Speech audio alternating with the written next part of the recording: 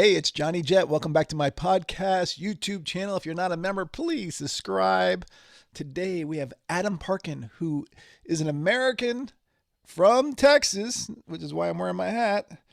And he used to be a bat boy for these guys, which we're going to talk about at the end of the program because he has some incredible stories, including with George W. Bush. And he works for Blacklane, which is a luxury car service which I take all around the world. If you really want to get somewhere and have someone there on time, a professional driver, then this is the company to use. They are much more expensive than Uber, say, but you pay for what you get, and that's what's important. Do you have anything to add to that? Thanks for having me. It's great to be here, and it's been wonderful to be working with you these years with Blacklane rides.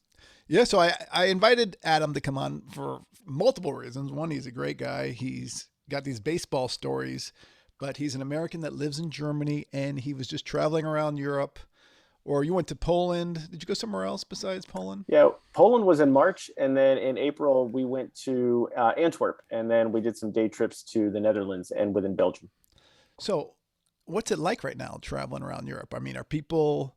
I mean, because of COVID, I think I heard that a lot of the things are easing. People aren't really wearing masks, but people are also concerned about the war. So, can you tell me about that?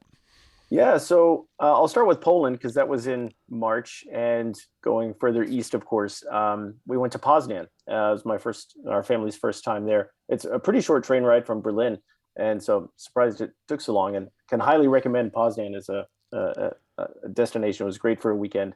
And What's a short train ride? 3 hours? oh, yeah, less than 3 hours, maybe 2.5, 3 hours. Yep. Okay. And so it's just a direct train from Central Station in Berlin. But on the way back, first I'll say in Poznan, you just notice the Ukrainian flags everywhere.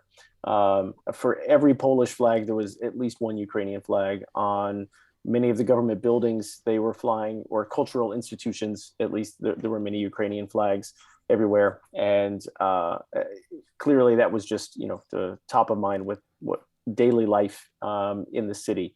But then the train station was a big processing point, I think, for many of the refugees who had left Ukraine. They have a convention center that's almost adjacent to the main train station there, and so there were a lot of people going back and forth. Very well organized to get people on their way or to give them assistance in Poland, from all that I could tell.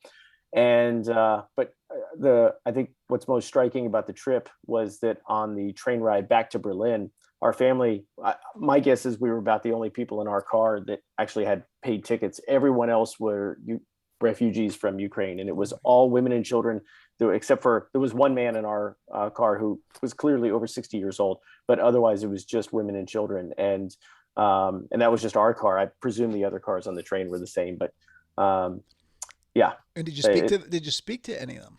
Yeah, we had a chance this was a train where it was a bunch of cabins, like enclosed cabins that could hold about 6 people each. And so there was a family in ours, and there was a son who was probably a boy who was probably about 9 or 10. His mother, who was in her upper 20s, and she spoke some basic English, and then her mother. So yeah, 3 generations that were traveling together. I think this mother was one of the better case scenarios, because when she got to Berlin, she already had a car waiting for her. A taxi was going to take her up to Rostock, so a decent car ride from Berlin. And she was going to continue with the job that she had in the Ukraine and do it remotely here in Germany. And so I do think they were one of the better case scenarios. But they were the only people that we had a chance to speak to. I mean, it was really, really crowded on the train, even to just, the hallway was standing room only. And so it was hard to go out and converse with others. The one time we had a chance to, as soon as we got over the German border, the German Red Cross was there, and they were passing out food and drinks and waters through the windows, and so our children took some of the supplies and and passed them down the hallway to other families, in the hallways and in other carriages. Wow. I mean, Yeah, what an amazing time. yeah, yeah. And I'll contrast that to Belgium. So that's, I think 4 or 5 weeks later, when or 5 or 6 weeks later, we were in Belgium, and there were certainly some Ukrainian flags, but just the being farther away and just a different culture. You certainly did see Ukrainian flags, but the war did not seem to be top of mind from the day to day. We were in Antwerp as well. Perhaps if we were in Brussels, we only spent about half a day in Brussels. Perhaps if we were there longer, we would have seen more of the effects of it, or if we had gone down to closer to where the EU buildings were. But where we were around the Grand Place, it just seemed like normal tourist activity. So, would you tell your American family to come to Europe this summer, or would you say, you know what, this is not the year? So I'll answer that in two ways. In terms of safety, we never felt at risk for anything. Of course, anything can change, and I would say, that's everybody's personal decision. So, but In terms of the war, you're talking about. in terms of the war, I we didn't feel at risk in Poland, and we haven't felt at risk anywhere else. But again, things can always change. And so, in terms of COVID, things are quite loose, I would say. We have friends who live in Denmark, and there's no restrictions on just about anything. Even in the public transportation, I don't think you have to wear it. Most places, though, that we've been, including here in Berlin, you do have to wear FFP2 masks when you're on public transit or the Deutsche Bahn trains, or whatever train system. But stores, restaurants, everywhere else, we haven't seen it. So COVID, I would say it depends on your level of comfort and level of safety. We feel safe, and of course, so much activities just outside here in the summers, dining, and so many activities are outside. But the flip side that I would say is I think it's going to be a very busy summer, just based on it seems that there's a lot of pent up demand that's already coming out. We took a day trip to Ghent from Antwerp, and we went to the Gravenstein Castle, which is beautiful. Can highly recommend it. We had been there a few years ago as well. They have a new audio guide from before to now that's quite entertaining. Not just your standard audio guide. There's quite a bit of humor in there. But when we bought tickets, the cashier said to me, she said, if this is the low season, I can't imagine what it's going to be like in the busy season. She said, it's great. We're so happy to have everybody back. But she was surprised how busy it was over the Easter holidays. And so, yeah. And who were they? Were they Americans or were they Europeans? Germans? It was a mix. It was a mix. Certainly, I heard a lot of English spoken. Yeah, but so I don't know exactly where everybody was from, but yeah, plenty of English spoken, and certainly did see a fair amount of Americans. And so it's just a hunch that it'll be a busy summer, if that's already what Ghent is feeling right now. Right. And what kind of mask did you say? F2P? What was it?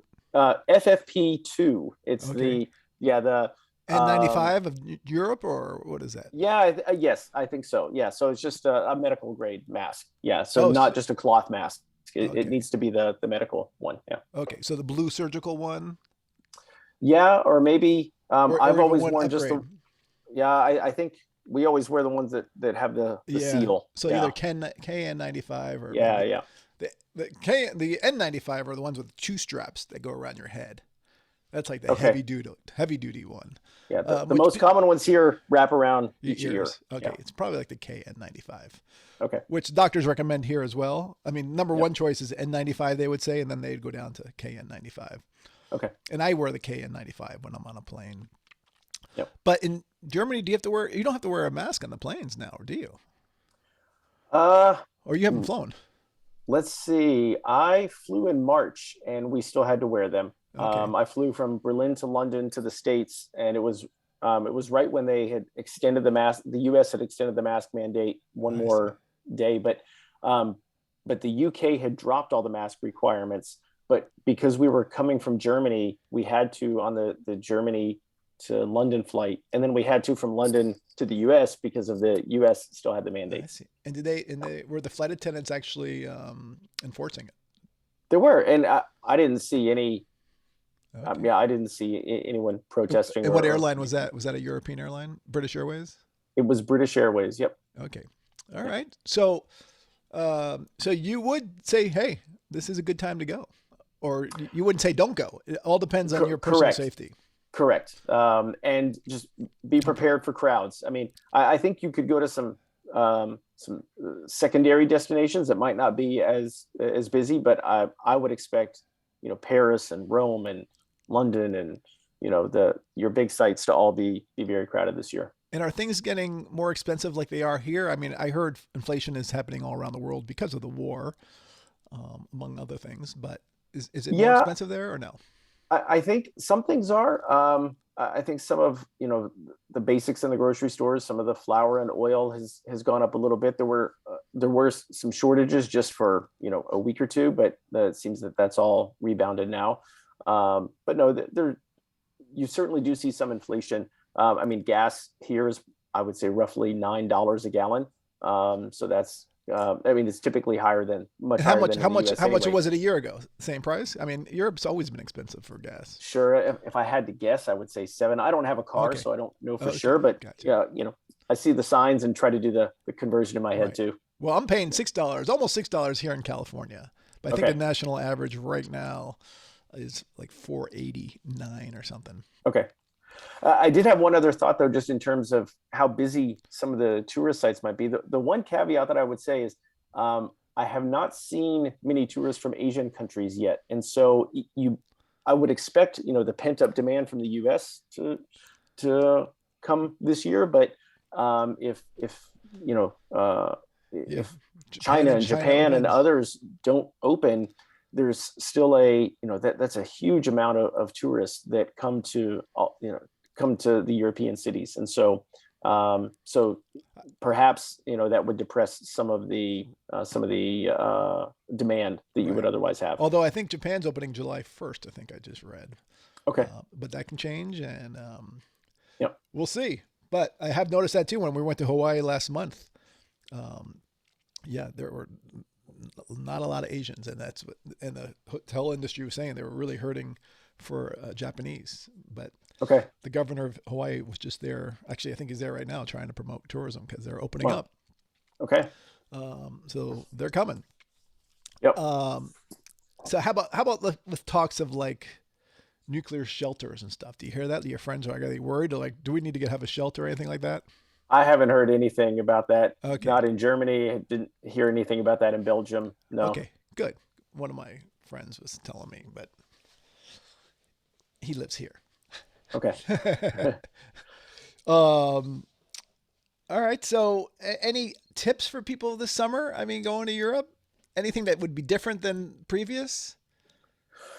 Ooh, and besides bringing a good mask, because you do have to wear a high quality mask in Germany right now on public transportation. Yeah, on public transportation. Yep, you do need a mask. I will say, if you come to Germany this summer, public transportation will be extremely cheap. One thing that Germany is doing is they're making a monthly pass available starting in June for €9 for a month. And this is in part to encourage more people to take public transit and use less fuel as a result of the sanctions against Russia and all those energy. And so,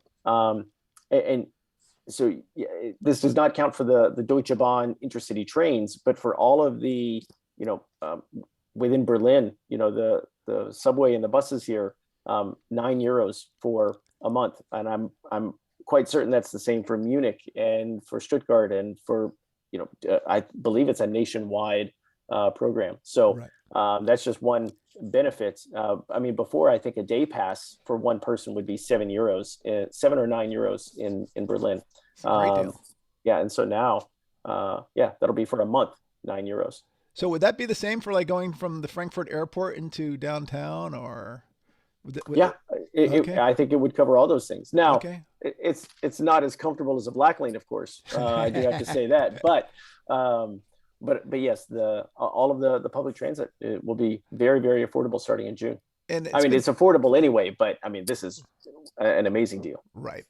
And I can't remember. Do you have to stamp your ticket when you get on the train? I think you do, right?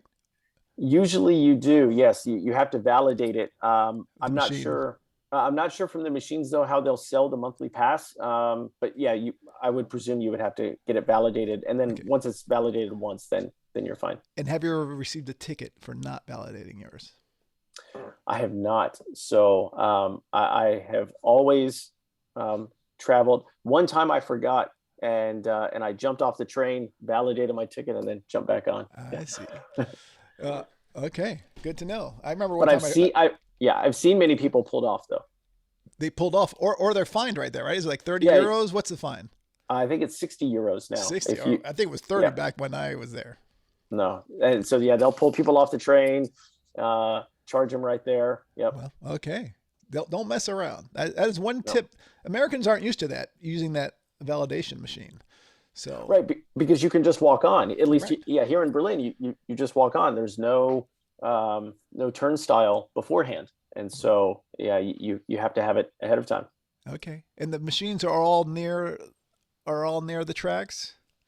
They are, but the other thing you can do is to download the app of the local transit provider in whatever city you're in, and then you have the tickets on your phone. Okay. And And are so they in in Berlin, English? yes, yes, Okay. yeah. So in Berlin, it's the BVG, and I have that app all the time, and that also has some of the best reliability for if there happens to be any delays in service or anything like that. When I was in Antwerp, we used the local app for Flanders, and my apologies to Dutch speakers. I think it's just pronounced De Line, and it's Lijn. And that was super helpful for us to get around there. And I had tickets for myself, my wife, and my in-laws all on one phone, and was just able to pay it with Apple Pay. So it was super easy. All right. That's good to know. That's a great tip. I might have to try and talk you into writing one about that. But, Help. and let's get back to Blacklane. So did now with these masks are optional, are drivers masks optional for Blacklane? So we follow the local laws. So I believe New York is a place where It's optional. I thought Oh in New no, no, York no, you're was. sorry. You're right. New York, you do have to wear one. Yep. And yeah, and so so we're following the local laws, as appropriate, because now we went from everybody having to wear a mask to now it becoming pretty fragmented. So, Right. but certainly if a passenger would like, if a guest would like the chauffeur to wear a mask, that's no problem. But Okay. yeah, Because I'm sure, I mean, I know myself, I like to have a driver, wearing a mask just because, they've been around so many people. I got little kids. hmm When I take a black lane, and I'm taking one in New York actually in a couple of weeks, I hope I keep the windows down, get the sure. fresh air going. Yep. And Yeah, so, and the chauffeurs will circulate air in between trips, and there's the disinfection, and we're maintaining the health and safety standards. But certainly we want to do what we can for guests to feel comfortable when they're in the car. all right, good. So, as far as Europe goes, your thumbs up for this summer. I Uh, am. okay, I like to hear it. And let's talk about how you got to Germany. I mean, you're from Texas, Yes. and Nice hat. yes, Yes, yes. do you speak German? No, I jokingly will say "Ich kann die Speisekarte lesen," which means I can read the menus, but that's really about it. My wife is absolutely conversational. My children are bilingual, for their ages. But I work in English, and my days are in English, and so many people here are conversant in English that I have not learned much German. I picked up a few things, but no, So, I would so insult Germans if you I don't said have I to knew live it. in you don't have to live in Berlin to and speak German. You don't have to speak German to live in Berlin. Correct, correct. Berlin is a very diverse and welcoming city. I mean, even just take Blacklane for example. We have 70 nationalities in our company of almost 400 people. Wow. So just an incredibly diverse, uh, yeah, incredibly diverse community here in Berlin. It's wonderful. And why did you move to Germany? Is your wife German? Not at all. No, she's a Chinese American, and so Yeah, no ties to Germany. It really came down to I had a good job. I was working, in fact, for Oracle in North Carolina. But my wife and I thought, now would be a great time if we could live and work overseas. And so we looked for opportunities to do that. And because Berlin has so many startups and such a healthy startup economy, with where startups have global business just beyond Germany, there were several companies looking for an English language public relations person. And when I saw the Blacklane job, I remember telling my wife, I said, "This is the one." She said, "You haven't even applied yet." And I said, "No, I can tell from this job description, this matches me perfectly." And it all came together towards the end of 2014. And then we moved out. I was here for 5 weeks on my own, and then the family came out to start 2015. So you had little kids when you moved over. Yeah, 5, 3, and 2 at the time. Wow. That's So right. so why was it? Why did you want to leave North Carolina? Can I pry on Oh, this or? sure. I mean, North Carolina is great. It's where we consider home now in the U.S. It's all three of our children were born there, but it wasn't that we wanted to leave as much as we felt like it would have been it would have been a good time for us to try to live and work overseas if we could. Our children were so young. And thankfully, my parents and my in-laws were healthy and still are. And so we just thought this is the time to try to do it if we can. And it worked out. And we're very thankful. We But felt like it was. is it Yeah. because you love to travel, or you want to experience a new culture, or you wanted your kids to grow up in a different culture? Yeah, I think we wanted an adventure. We wanted to broaden our children's horizons for sure, and we wanted to, um, you know, we thought if we could have a once in a lifetime opportunity, then we should take it. That's awesome. Listen, all my hats off to you because I would love to do that.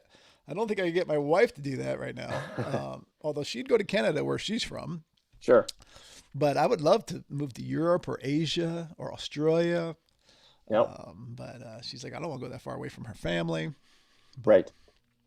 Well, I can recommend many places. Berlin is wonderful, but I know you're in LA. If you want somewhere warmer, give you many recommendations too. yeah, Portugal is a place. I'll tell you, a lot of Americans are definitely. moving to Portugal. Yeah, my cousin just did, and yeah, there's plenty. That's a growing area for expats to move now I too. mean, it's so cheap. The weather's great. People are friendly. The food's awesome. Yeah, I'm fortunate. I've been to Portugal many times. I've been to Berlin many times. I just haven't been yeah. to Berlin in like 4 years, probably, maybe five. Um, I but I think it's love it. been longer because, well, yeah, maybe 4 or 5 because that's about I think when we started working together Right. or being in touch, and so you haven't been here since I've known you. Actually, I was in Hamburg right before the That's pandemic right. hit. I went for Yes, like you one were. night or 2 nights. Yeah, there was a hotel opening or something Yes, that you went yes. to. Yes. And I went to Hamburg. So, yeah, that was my last trip to Europe. So, Wow. yeah, I used to go, I'm between, sure. I used to go around 4 or 5 times a year. Right. I haven't been I haven't been in 3 years, almost 3 years. Okay. So Well, I have I'm some due. recommendations. I have some new recommendations that maybe you haven't been yet. Yeah, well, I'm ready to hear them. Yeah. I can I love Slovenia. I think Slovenia is an un or an underdiscovered gem I've been, of a country. and it was great. Okay. I did a day trip from Venice because it's only an hour and a half drive, I think. Right. Right. But yeah, So you went to maybe Peron or something on the coast. Yes. exactly where I went. I went to Prague. Okay. Very nice. I have not been there, but we were in Ljubljana and drove around elsewhere. We did some sledding in the winter. Like you take ski lifts up and then sled down at night. You wear little Wow, with your lights on kids? your head. Yeah, with my kids. Oh It my was God! great. If my kids watch this, we're gonna have to go to Slovenia. Yeah. How about? Have you been to Dusseldorf? I have not been to Dusseldorf. We've Wow. been Been uh you been to Cologne? no, What? I have not. We've been a lot of places in Germany. My wife has been to Bonn, but I have not made it out to that part of Germany, Okay. unfortunately. I never been to Bonn, but I've been to the others. How about Okay. outside of Germany? Have you been to Is it Liechtenstein? How do you pronounce it? Liechtenstein? Liechtenstein? Yeah. No, I haven't been there. I have this one country I haven't been, I mean, there's many countries I haven't been, but it's one that's Sure. nearby that I have not. Okay. But I want to go. And when's your next trip and where are you going? Ooh, that is a good question. We haven't planned our summer travels yet.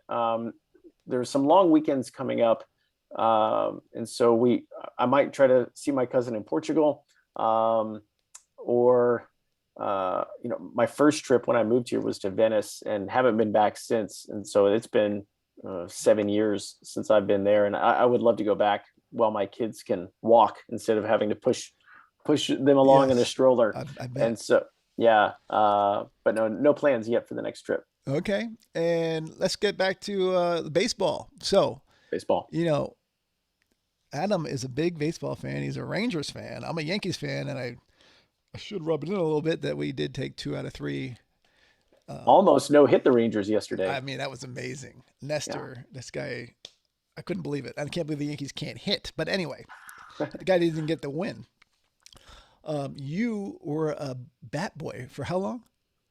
I was a bat boy for about 3 seasons in Texas. Yes. And how old were you? I was 16, 17, 18. Yep. And how do you get that job? Well, I got in the easy way. I got in because my best friend was already a bat boy. And Okay. so he got in because he knew somebody who worked for the team. And so, yeah, the connections definitely helped. I don't know how it works today, but that's how it worked back And then. did they give you a uniform to keep? No, except 1 year that I worked, the Rangers had a commemorative patch for something or other. And so they couldn't use the uniform the following season. So I did get to keep that one. And I had a few players sign it, and it's framed. That's awesome. Yep. And were you a Rangers bat boy or you're visiting the Yes. team? On the Rangers, good question. Because yes, some people don't know that the home team provides the staff for the home team and also for the visiting team. So yeah, bat boys rarely travel with the team, and so I was on the home side for the Rangers. Though I did do about 12 to 15 games at Fenway on the visiting side as well. And why was that? Well, I went to Boston University, and so um, So while you're in college, you're a bat boy. just tiny bit of time, but yes, because I worked for the Rangers in high school, and then when I was I guess a freshman or sophomore at Boston University, the Rangers came to town, and so I said, "Hey, can I just come and work?" And they said, "Sure." And so I got to meet then the visiting staff at Fenway, and in the spring, and then of course the following summer I go to Texas, but then in the fall the Red Sox had a bat boy who he went away to college, so I just replaced him at the end of the season. And so the Yankees were in town. I did wear the Yankee uniform, and yeah, the Oh Blue my Jays came God. in, the White Sox, the Brewers. So I got to do a few games So on the what visiting teams side of were the Fenway. cool? What teams had the coolest players? Can you tell me that? Let's see. Um, I mean, were the Rangers cool to you? Oh yeah, the Rangers were great. Absolutely, I got to know many of the players. I would say fairly well as much as a 16-year-old would. So no, the Rangers had a really good group of Who, players. who was the nicest player on the Rangers to you? Oh, let's see. People were nice in different ways. Like Mickey Tettleton would, um, he would give you a hard time in a very endearing way. Um, in the last game that I worked for the Rangers before I started freshman year in college, Pudge Rodriguez, when he took off his catching gear, he gave me a hug and he said, "Good luck in Boston. We're all going to miss you." Wow. I'll never forget that. I mean, future Hall of Famer. Juan Gonzalez was always great to me. I would throw warm up with him or toss baseballs to him in between at bats for him to get ready. Will Clark was super nice guy. So, but I mean, it was Rusty Greer. There were many players on the team who were great. That's awesome. So tell me your story about George Bush before we forget. Sure. So George W. Bush, um, people may not know considering how his career progressed, Yeah. but he was one of the owners of the Texas Rangers, And so but then when he became governor of Texas, he was still an owner, but it had nothing to do with the day-to-day operations. And so it was opening day of 1996, and it was a day game in a weekday, and I skipped school to work that day. And I was standing on the field before the game, and I didn't know he would be there, of course, but standing on the field, and I heard somebody say, "Hey, Batboy, come here." So I turn around, and of course, sitting in the front row is then Governor Bush, and I walk over, and he's sitting down. He said, "Hi, George Bush, nice to meet you, and this is my wife, Laura." So I shake their hands like any nervous 17-year-old kid, 16, 17-year-old kid would do. And I said, "Well, Governor, I'll be sitting right here in front of you during the game. I guess I should keep any foul balls from hitting you." And so he got that smirk of his, and he leaned back and he said, "Yeah, that'd be in the best interest of Texas government and overall national politics to keep anything from hitting me." And so, being a smart aleck teenager, I thought for a moment. I said, "Really? That's not what my parents told me." And he took it in stride. He really laughed. Laura Bush really laughed. And then I was like, "Governor, I'm so sorry. I thought of it and I just had to say it, but I promise that's not true." And he said, No, it's fine." He said, "I just have one question. Have your parents paid their income taxes yet?" Oh, and so he was very kind. He came back Easter Sunday. He came back Mother's Day, and he remembered my name every time he came back. Yeah, he was always very nice guy. No one's ever thrown him that kind of shade before. Perhaps, but yeah, I joke, having lived in Boston and in Texas, that's a story I can tell, and people in Texas or Boston will laugh at that story. So I also like it for that reason. So since I'm a New York Yankees fan, tell me who was the nicest player in the Yankees and who was the biggest jerk, if you can. Ooh, well, I'll tell you a David Wells story, because it shows that he could have been much more unkind to me, and he was very nice. It was getaway day, so the day of the last game of the series, when those games end, the players have to get ready pretty quickly to get on the team bus and catch the charter flight to wherever they're going next. And I was scrambling to clean things up in the clubhouse, and the Fenway clubhouse is the visiting clubhouse is pretty tight. And then the Yankees have more staff anyway.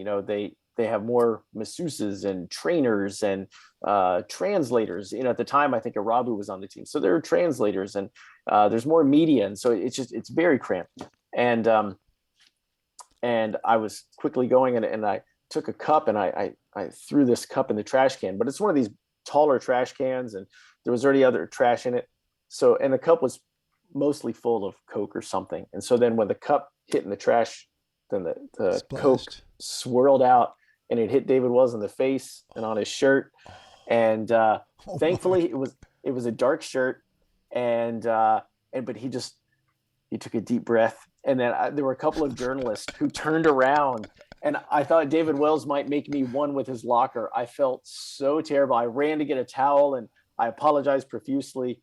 And he was very patient and kind about it, because if I recall, the Yankees lost that day, and he might have even been the starting pitcher. And so the timing was just completely terrible, but he was very cool about it. Wow.